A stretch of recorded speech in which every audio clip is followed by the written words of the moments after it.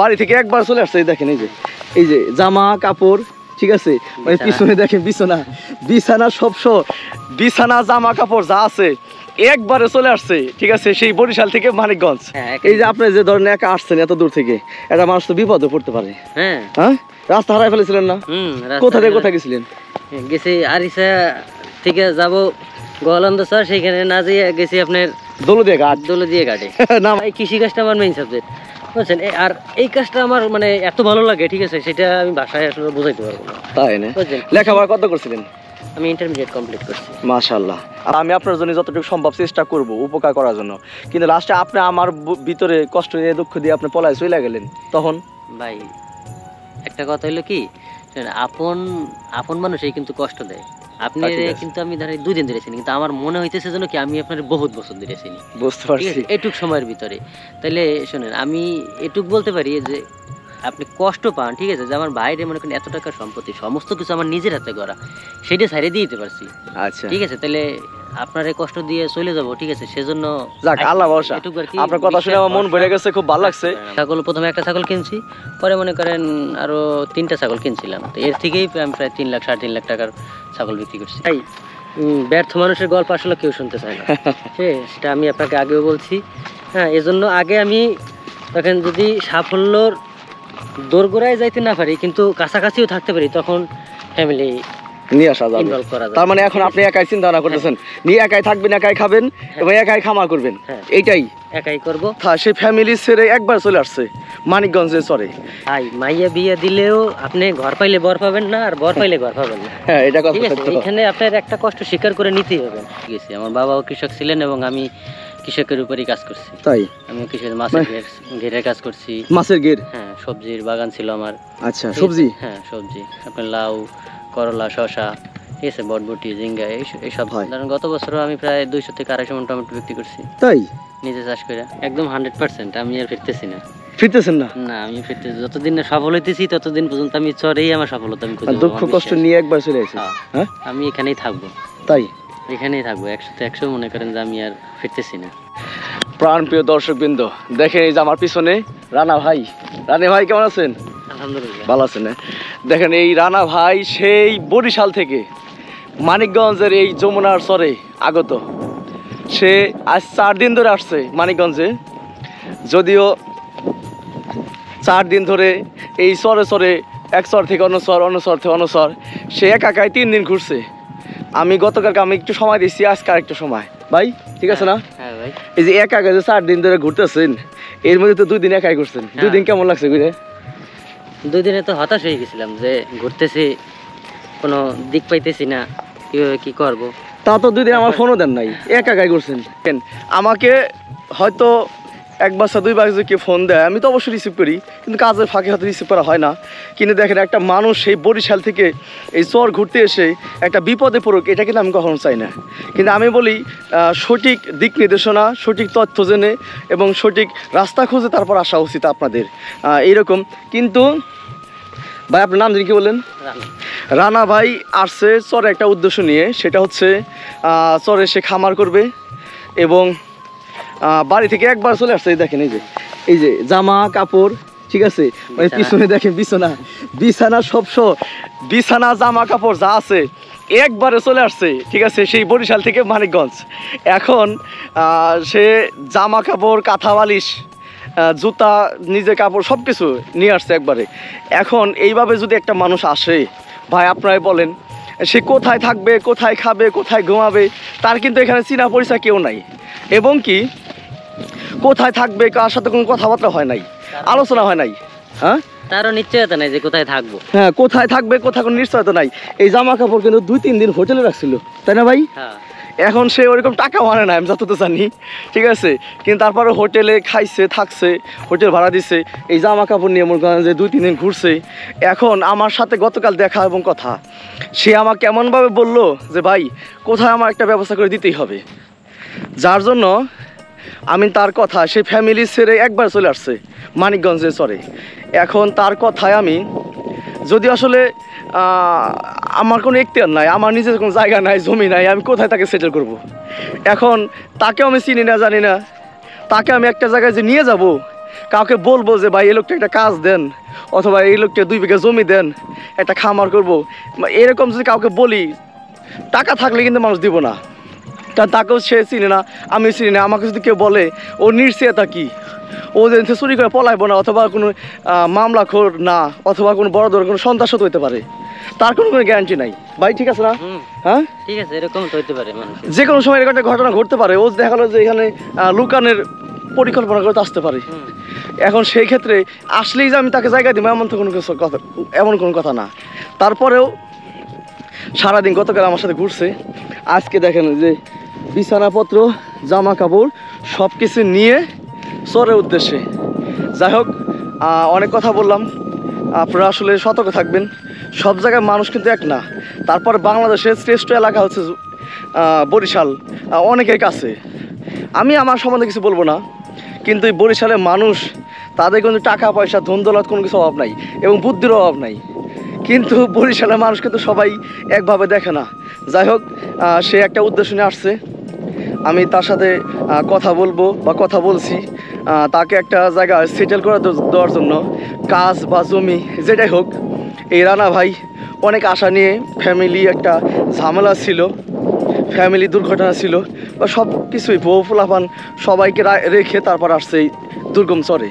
কিন্তু আমি বলবো, দেখা যাক রানাবার কপালে কি হয়। আপনারা অবশ্যই মনোযোগ সহকারে দেখবেন।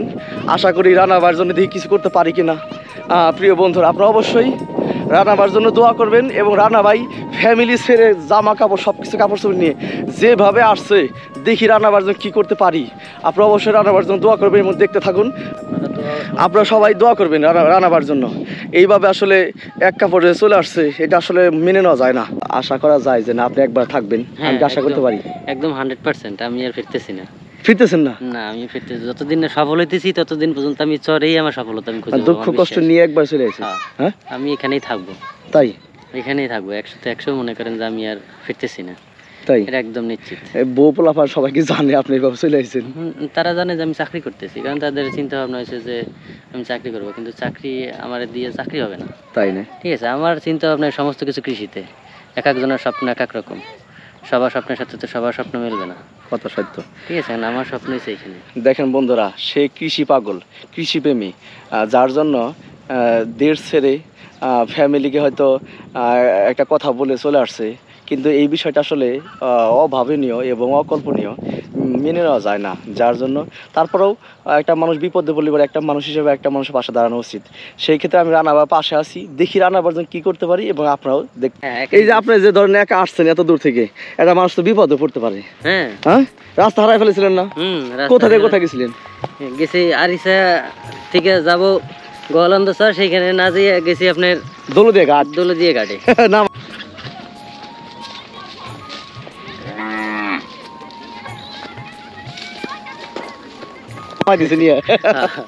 দেখেন দর্শক বিন্দু, সে গোয়ালন্দ চরে যাবে চর দেখতে, কিন্তু হয়তো মনে হয় ঠিক মতো বলতে পারে নাই মানুষের কাছে, যার জন্য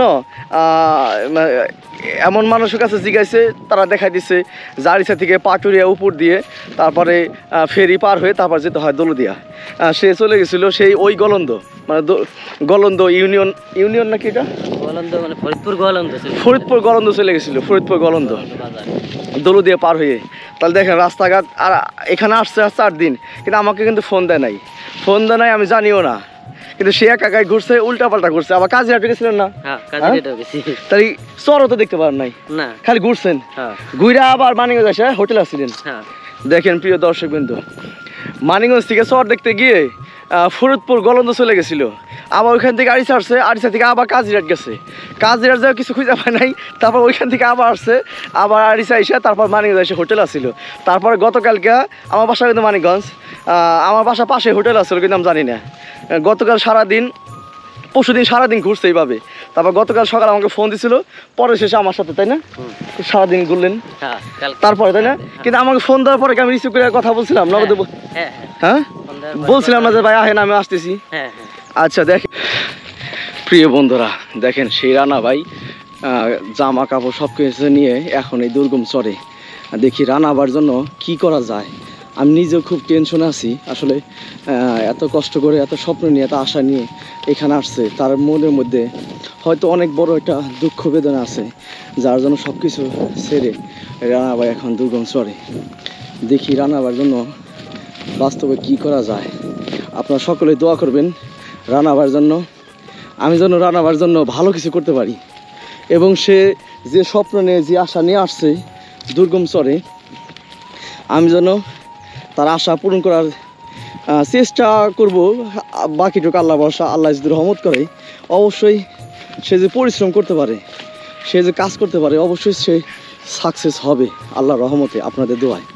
কিন্তু কোথায় তাকে সেটেল করব, কোথায় কিভাবে কি করব, টাকা পয়সাও নাই যে একটু জমি নিয়ে তাকে দিব যে রানা ভাই আপনি সেটেল হওয়ার জন্য এখানে 2 বিঘা 1 বিঘা জমি নিয়ে দিলাম, আপনি একটু কাজকাম করেন, ফসল রোপণ করেন। যেহেতু সে কৃষিকাজ পারে, গরু ছাগল হাঁস মুরগি ভেড়া খামারের যাবতীয় সব কিছু সে পারে, কৃষি কাজ থেকে শুরু করে সমস্ত কাজ পারে। কিন্তু টাকা ছাড়া ভাই কী হয় আপনারাই বলেন, টাকা ছাড়া কিছু হয়? কিচ্ছু হয় না। সব মিলে এখন রানা হবার জন্য আশা আছি, আল্লাহ যে রহমত করে যে কোথাও একটা কাজের ব্যবস্থা করে দেওয়া যায় কিনা। পরে আস্তে আস্তে 1 বিঘা 2 বিঘা 3 বিঘা জমি নিয়ে হয়তো দেখা গেলো নিজে কিছু একটা করতে পারবো, যেহেতু ফসল সম্বন্ধে অভিজ্ঞতা আছে, যে কোনো কাজ সম্বন্ধে অভিজ্ঞতা আছে। রানা ভাই দাঁড়ান একটু কথা বলি, কি হয়েছে কৃষিকাজ সম্বন্ধে কি অভিজ্ঞতা আছে? অবশ্যই আছে, হ্যাঁ? এগুলোই করে এসেছি এতদিন, সারা জীবন এডি করে গেছি। আমার বাবাও কৃষক ছিলেন এবং আমি কৃষকের উপরই কাজ করছি। তাই? আমি কৃষক মাছের ঘেরের কাজ করছি। মাছের ঘের? হ্যাঁ, সবজির বাগান ছিল আমার। আচ্ছা, সবজি? হ্যাঁ, সবজি, আপনার লাউ, করলা, শসা, ঠিক আছে, বটবটি, ঝিঙ্গা, এইসব মানে কৃষি সবজি সবকিছু মোটামুটি ভালো অভিজ্ঞতা আছে। কখন কি করতে হয়? ধরেন গত বছরও আমি প্রায় 200 থেকে 250 মণ টমেটো বিক্রি করছি। তাই? নিজে চাষ করে। তাই? সম্পূর্ণ নিজের অভিজ্ঞতায়, ঠিক আছে, সেই অভিজ্ঞতা মনে করেন আমার আছে। আচ্ছা, এই ছাগল ভেড়া গরু খামার সম্বন্ধে? আমার মনে করেন আমি একটা ছাগলের থেকে প্রায় 2.5 লাখ 3 লাখ টাকার ছাগল বিক্রি করছি। একটা ছাগল থেকে? আস্তে আস্তে বড় হয়ে গেছিলেন খামার? ঠিক আছে, মানে একটা ছাগল পুরো বড় খামার ছিল আপনার? হ্যাঁ, ঠিক আছে। একটা ছাগল, প্রথমে একটা ছাগল কিনছি, পরে মনে করেন আরো 3টা ছাগল কিনছিলাম, এর থেকেই আমি প্রায় 3 লাখ 3.5 লাখ টাকার ছাগল বিক্রি করছি। তাই না? আর একটা বিষয় হলো, যেহেতু খামার অভিজ্ঞতা আছে, কৃষি খামার অভিজ্ঞতা আছে, যদি দেশের মানুষ দেখা গেলো আপনার যদি কোথাও আমি সেটেল করে দেই, অথবা আপনি শহরে কোথাও যদি সেটেল হন, তারপর দেশের মানুষ যদি আপনি সাথে যদি শেয়ারে ভাগে যদি কোনো কিছু করতে চায়, এমন হতে পারে কাগজপাতি চাইতে পারে, ভোটার আইডি কার্ড থেকে শুরু করে চাইতে পারে না? দেখা গেলো আপনার সাথে, আপনি চিনে না জানে না, আপনার সাথে একটা মানুষ শেয়ারে যাবে, কিভাবে যাবে? হয় না এরকম? হ্যাঁ, সেই কাগজপত্র আমার আছে। হ্যাঁ, ঠিক আছে, এবং ফ্যামিলির লোকের সাথে যোগাযোগ সম্ভব? সেটা অবশ্যই সম্ভব। এমনিতে কোনো সমস্যা না আপনার? না না না, এমনি কোনো সমস্যা নাই। কিন্তু মূলত আসলে আমার ফ্যামিলি চাই যে আমি একটা চাকরি বাকরি করবো, ঠিক আছে, যেহেতু আমি এরকম একটা বিপদে পড়ছি, না আমার কাছে টাকা নাই। আপনি যে কোনো ব্যবসায়ী নাও, আপনার টাকার দরকার। আচ্ছা, কেউ যে প্রশ্ন করে যে এত খামার পারতো, এত গরু বাছুর লালন পালন করতো, তাহলে টাকা নাই কেন? এই কথা যে কেউ প্রশ্ন করে, আমি কি বললাম তাকে, তার মানুষকে? আমার টাকা নাই বললে ভুল হবে, ঠিক আছে। আমার টাকা দিয়ে আমি মনে করেন 5 বছরে বহুত টাকার সম্পত্তি কিনছি, ঠিক আছে। আমি আর আমার ভাই, আমার ভাইও ছিল, ঠিক আছে, ভাইয়ের সাথে? ঠিক আছে, 2 ভাই একসাথে করছি। এখন মনে করেন ভাই আইসা সে নিজে কাজ করবে, এখন আইসা বলতেছে তোর কি? অ্যাকচুয়ালি তো আমার টাকা ছিল না, সে চাকরি করছে, কিছু টাকা দিছে, সে টাকা দিত, আপনি খামার করতেন? হ্যাঁ, খামার করছি। এইভাবে অল্প থেকে আস্তে আস্তে অনেক বড় কিছু করছিলেন? বহুত টাকার মনে করেন। হ্যাঁ, আমি মনে করেন আমার কোম্পানির গেঞ্জিও দেওয়া হবে না, ঠিক আছে। একটা কোম্পানি একটা পার্সনকে গেঞ্জি দেয় কখন? যখন আমি সেই কোম্পানির সাথে মনে করেন মানে ওতপ্রোতভাবে জড়িত, ঠিক আছে, যে আমারে কোম্পানি থেকে উঠিয়ে দিছিল, ঠিক আছে, এতটা মনে করেন আমি তাদের কাছে চলে গেছি, ঠিক আছে, এত টাকার মাল লাস্টে কি হলো হয়তো, ঠিক আছে। তো তারা এখন মনে করেন ভাই সে বলতেছে যে এখন এগুলো তো সব আমার টাকা দিয়ে করা হয়েছে, যে কারণে মনে করেন যে আমি এখন চিন্তা করলাম ঠিক আছে, তাহলে ছোট ভাই, তার সাথে তোর ভাই ভাইয়ের সাথে তোর ঝগড়াঝাটি করে মারামারি করে কিছু না। কিন্তু আমি 0 থেকে শুরু করছিলাম, কিছু ছিল না। আমি যখন শুরু করছি তখন তোমার ভাইয়ের চাকরি হয়েছিল। আচ্ছা, আপনি যে বাইরে এত বছর কাজ কাম করলেন, বাইরে উন্নত করে দিলেন, ছাগল ভেড়া গরু কৃষি কাজ থেকে শুরু করে সবকিছু করলেন, লাস্টে কিছু দিল না আপনাকে? না, এখন ওই যে জায়গা কিনছি সেটা তো বাবার নামে। জমি জমা কিনছিলেন সেটা বাবার নামে, কৃষি খামার করে সব বাবার নামে আছে। কিন্তু গেট, কিন্তু আপনার ইনভেস্ট টাকা পয়সা চালান কিছুই না আর কি? না, ঠিক আছে। দেখেন প্রিয় বন্ধুরা, এই সেই রানা ভাইয়ের মনে দুঃখ কষ্ট। ফ্যামিলিগতভাবে একটা কিছু করার পরে যদি ফ্যামিলি থেকে বহিষ্কার বা তাড়িয়ে দেওয়া হয়, লাস্টে কি করবে? লাস্টে অবশেষে আমার ভিডিও দেখতো, ভিডিও দেখে আমার সাথে কথাবার্তা না বলেই চলে আসছে। হয়তো এখানে ভালো কিছু করতে পারবে এই আশায় এই চরে চলে আসছে সে একবার সব কিছু নিয়ে। এই দেখেন সব কিছু নিয়ে, কিন্তু আমি বলি তার যেহেতু সমস্ত কিছু অভিজ্ঞতা আছে, জিরো থেকে শুরু করে অনেক ভালো কিছু করছিল, এখানেও সে পারবে এই আশায় কিন্তু সে আসছে, তাই না ভাই? হ্যাঁ ভাই, হ্যাঁ? আমি পারবো, সেই অভিজ্ঞতা আমার আছে, ঠিক আছে, এবং সেটু করে আল্লাহ যদি রহমত থাকে, আমি যদি আপনার পাশে থাকি, আপনি পারবেন অবশ্যই পারবো। কিন্তু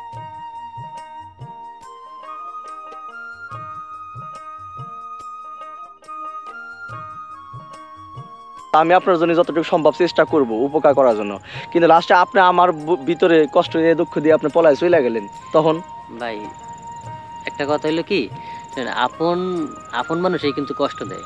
আপনি ঠিক আছে। কিন্তু আমি ধরেন 2 দিন ধরে চিনি, কিন্তু আমার মনে হইতেছে যেন কি আমি আপনার বহুত বছর ধরে চিনি, বুঝতে ঠিক পারছি। আছে, এটুক সময়ের ভিতরে।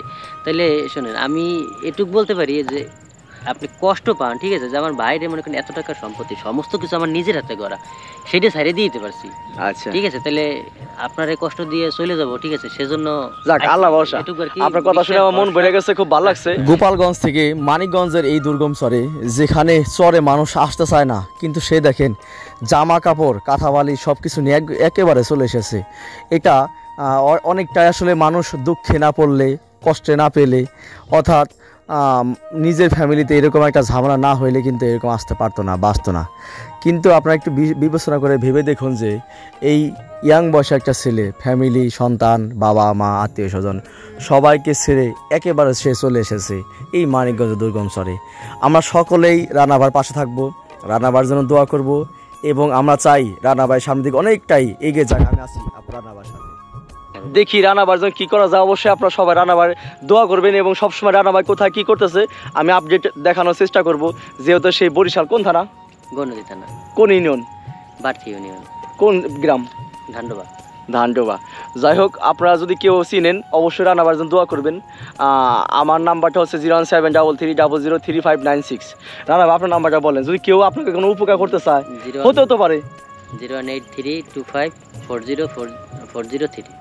এই নাম্বার যদি কেউ চান রানাবার সাথে যোগাযোগ করতে পারবেন, যে রানাভাই কেমন আছে, তাই না, হ্যাঁ, চরে কি অবস্থা আছে, কোন চরে আছে, কি করতেছে, যোগাযোগ করতে পারবেন। আমাদের মনে কোনো উল্টা পাল্টা কিছু চিন্তা নাই, রানাভাই আসছে, ধীরে রানাবার জন্য আল্লাহ কি করতে দেয়। আপনারা অবশ্যই রানাবার সাথে থাকবেন এবং দোয়া করবেন রানাবার জন্য। প্রিয় বন্ধুরা, রানাভাই কৃষিকাজে অনেকটা পারদর্শী। সে তার বাস্তব অভিজ্ঞতা থেকে ছোট থেকে বড় হয়েছে কৃষিকাজের সাথে সম্পৃক্ত থেকে, তাই তো গরু, ছাগল, ভেড়া, হাঁস, মুরগি সব কিছুই সে ভালো মতো লালন পালন করতে পারে এবং ভালো করে বুঝতে পারে যে কখন কি করতে হবে। তাই তো আমি মনে করি এই রানা ভাই যদি সময় মতো সে এভাবে ধরে থাকতে পারে এই চরের মাঝখানে এসে, যেখানে আমরা প্রতিনিয়ত চরের মানুষের সাথে যুদ্ধের সিনারি দেখিয়ে থাকি, বাস্তব জীবন তুলে ধরে থাকি। আর ঠিক এই যে গরু খামার, ঘোড়া খামার দেখতে পাচ্ছেন, এগুলো কিন্তু রানা ভাই খুব ভালো পারে, যার জন্য সরাসরি সে এই দুর্গম চরে চলে এসেছে। আর আমি মনে করি রানা ভাই যদি ধরে থাকতে পারে, তাহলে মানুষের সাহায্য নিয়ে, সে টাকা পয়সা যদি নাও থাকে, তাহলে এই দুর্গম চরে কিছু একটা অবশ্যই করতে পারবে। আর প্রতিনিয়ত সে কোথায় কি করে, যুদ্ধের সাথে টিকে থাকে কিভাবে চরে মাঝে, আমি অবশ্যই রানাবার পাশে থাকব, সকল সময় খেয়াল রাখার চেষ্টা করব। তারপরেও আমি তাকে চিনি না, জানি না, তার কোনো আত্মীয় স্বজন আমার সাথে যোগাযোগ সম্পৃক্ত নেই, তারপর আমি মনে করি এই চরটি সম্পূর্ণ ঘুরিয়ে ঘুরিয়ে আমি রানা ভাইকে দেখিয়েছি মানুষ কিভাবে বসবাস করে, মানুষ কিভাবে চলাচল করে থাকে। এই 3 থেকে 4টি চর আমি রানা ভাইকে ঘুরিয়ে তারপর বাস্তবটা বোঝানোর চেষ্টা করেছি।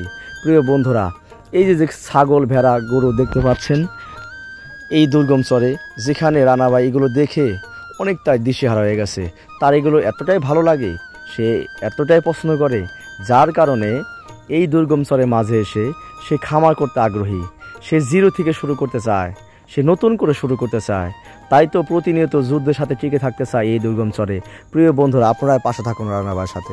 কালকে আপনার কথা বুঝে নদী পাইছেন না, নদী পারে যাইনি মই কথা। আচ্ছা, কথা কইতে কইতে যাই। আরে ভাই, সারাদিন ঘুরছি বুঝছেন, কিন্তু ভাইজান এই সারাদিন যে চরের মধ্যে ঘুরলাম, ঠিক আছে, আজকে সারাদিনের চরটা কেমন লাগলো? খুব ভালো লাগছে ভাই। ভালো লাগছে না? আচ্ছা, এই যে উদ্দেশ্য আসলে এই চরে আসা, যে উদ্দেশ্য নিয়ে, তাতে কি মনে হয় এই চরে কি সফল হবে বা এরকম মনে হয়? হ্যাঁ, এখানে সফল হওয়া সম্ভব। সম্ভব। আমার যে স্বপ্ন সেটা বাস্তবায়ন করা সম্ভব এই চরে, বুঝছেন? আর আমি জানি যে চরের মাধ্যমেই এটা বাস্তবায়ন সম্ভব, কারণ আমাদের প্রপার এলাকায় এখন সেই আগের মতন আপনার জায়গাও নেই, ঠিক আছে? আর আপনি যে গবাদি পশু বা ছাগল পালন করেন, হ্যাঁ, হাঁস মুরগির খামার করেন, আপনার যে একটা উন্মুক্ত পরিবেশ সেটা একমাত্র এই চরেই পাওয়া সম্ভব এখন। তাই না? এর জন্য আর কি আমি আশাবাদী যে না, চরেই।